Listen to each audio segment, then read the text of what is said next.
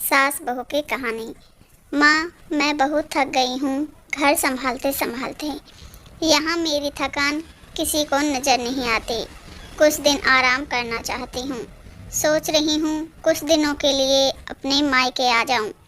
आते हुए अपने बच्चों को भी साथ ले आऊँगी। वे वहीं से स्कूल चले जाएंगे।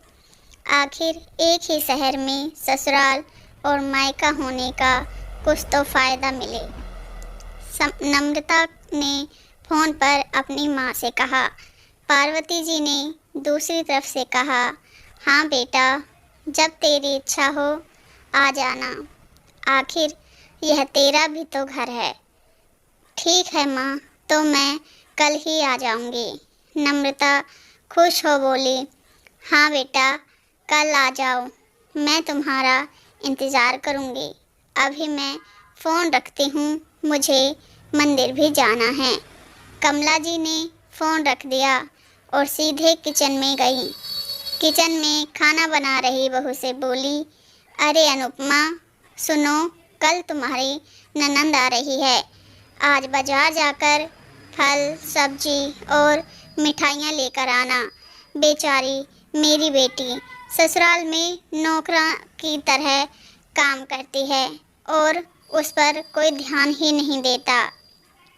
यहाँ आएगी, कुछ दिन रहेगी तो उसका मन और तबीयत अच्छे रहेंगे।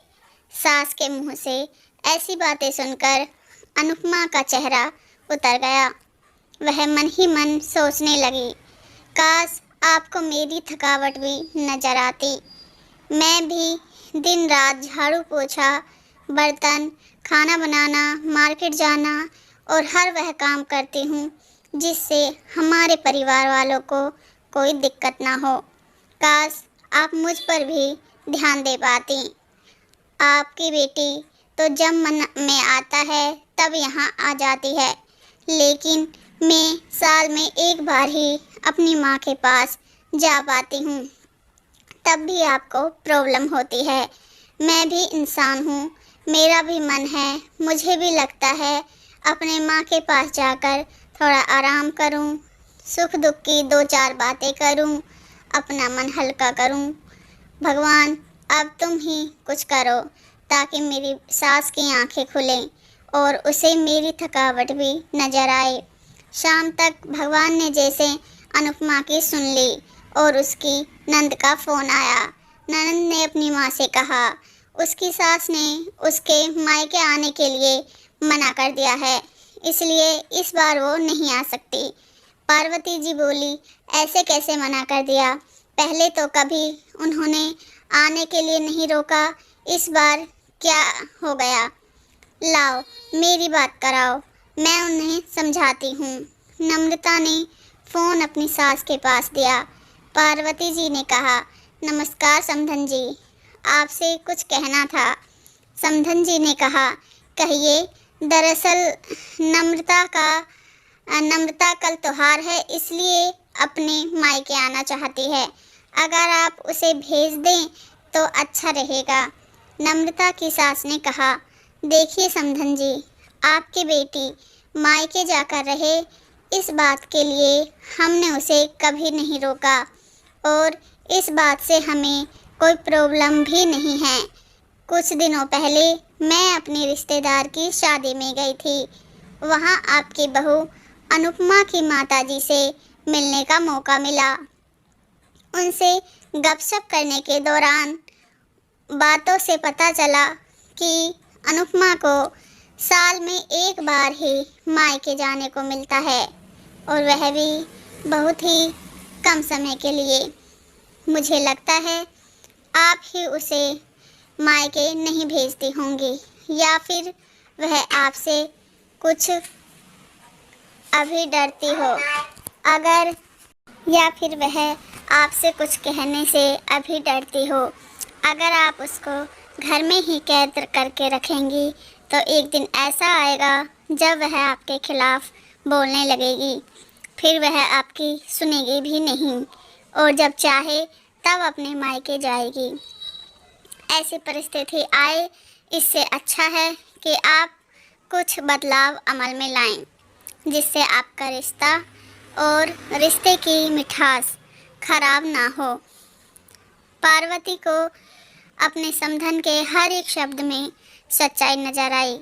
उन्होंने महसूस किया कि उन्होंने अपनी बेटी के प्यार में अंधे होकर कभी भी अपनी बहू के मन का विचार नहीं किया। उन्होंने हमेशा ही अपनी बेटी को अपनी बहू से ऊपर रखा। दूसरी तरफ नम्रता भी अपनी भाभी के बारे में हो रही इस बातचीत को सुन रही थी। उसने भी रियलाइज़ किया कि वह कभी भी अपनी भाभी के साथ ठीक से बात नहीं करती और जब वह अपने मायके जाती है तो भाभी थोड़ी उदास रहती है। पार्वती जी ने अपनी बहू को बुलाया और उससे कहा, अनुपमा, कुछ दिनों के लिए नम्रता नहीं आने वाली, इसलिए पहले तुम अपने मायके होकर आओ। यह सुनते ही अनुपमा का चेहरा खिल गया, क्योंकि यह पहली बार था जब उसकी सास ने सामने से उसे अपने मायके जाने के लिए कहा था। अगले दिन अनुपमा अपने मायके गई और इस बार 1-2 दिन नहीं, पूरे हफ्ते भर रहकर आई। अपने माँ बाप से और अपने रिश्तेदारों से मिलकर आई। जब वह वापस आई तो उसका चेहरा खिला हुआ था, उसकी आंखें चमक रही थीं। अनुपमा के आने के बाद नम्रता भी अपने मायके आ गई और आने के बाद इस बार वह खुद से अपने भाभी को सामने से खुशी खुशी मिली और अच्छे से उनसे बात की। नम्रता ने अपनी माँ से बातें करके उन्हें भी अपनी बहू को समझने में उनकी मदद की। वह यह महसूस करने लगी कि कहीं ना कहीं उन्होंने अनुपमा के साथ गलत किया है। वह दूसरी तरफ अनुपमा अपने ससुराल वालों के बदले हुए रवैये से बहुत खुश थी। अब वह खुशी खुशी सारे काम करती थी, सबका ध्यान रखती थी और सब काम प्यार से करती थी। ऐसा कोई भी बात वह नहीं करती थी जिससे घर में तनाव का माहौल पैदा हो। पार्वती जी अपनी बहू को अब खुद ही समय समय पर उसके मायके भेज दिया करती है। इस कहानी से हमें यही सीख मिलती है कि बहू और बेटी दोनों को बराबर समझना चाहिए, तभी परिवार खुशी खुशी चलता है। धन्यवाद।